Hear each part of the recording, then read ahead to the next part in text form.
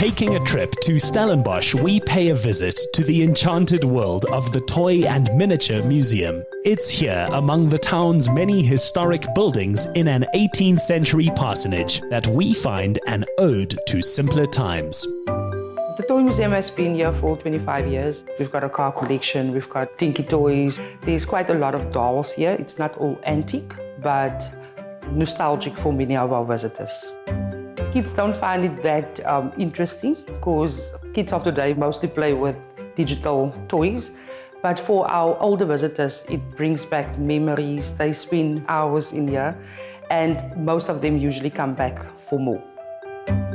If we do get kids, we usually give them to use their imagination. So if, for instance, I would say, here's a bottle, what can you do with it? And some of them would say, if you put the rocks inside, you actually get a toy. And it actually stimulates their imagination. And when they leave, they actually want a toy car, or they want a doll, or they want one of the toys inside the museum. Among its treasures, the museum includes a replica of the iconic farmhouse in Eight Cake Wine Estate near Stellenbosch. One of our most interesting features that we have in the Toy Museum is the smallest kitchen. It fits into a matchbox, and if you look closely, you can see the detail is so intense that you can actually see that there is food on that table as well. We unfortunately don't know where it came from or who donated to the museum, but it was made in 1920. South Africa is a country with many impressive train routes. The beautiful winelands and breathtaking oceans of the Cape make for some of the most picturesque railroads in the world. This is our train exhibition. It took 4 years to build, and what we have running on the tracks now is a Lima train, and the Lima train is quite one of the collectible train items in the world. We have a miniature version of our Stellenbosch station on this side, and then you will also be able to see Keller, one of the first sailors that was built inside the mountain. And the train would actually, it shows you that it starts from Stellenbosch, it goes all the way through the winelands, and it actually ends up in Maatjiesfontein at the very famous Lord Milner Hotel, and it comes back all the way to Stellenbosch again. The township that you see on that side, that time it was quite small. That is Kayamandi, one of our first townships that was built in Stellenbosch.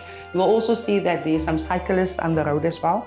And the reason why they made this exhibition in such a way is so that you can actually use your imagination and see what it used to look like in the olden days as well. Long before remote-controlled vehicles, there were miniature cars known as Dinky Toys that first emerged in the 1930s. We have over 2,000 cars on display in the Toy and Miniature Museum, and the Dinky Toys is the most valuable. But the toys used to belong to a gentleman called Limpie Basson. Limpie Basson was an actor, and he didn't have any children, so his money would go towards buying cars. His sister's daughter told us that before he purchased food, he would first buy a car. Some of the Dinky Toys dates back to 1930s, so there's not a lot of them around anymore, and that is probably why they are so valuable today. Dinky Toys were discontinued in 1979 and were among the most popular die-cast vehicles ever made, making them a sought-after item for many collectors to this day.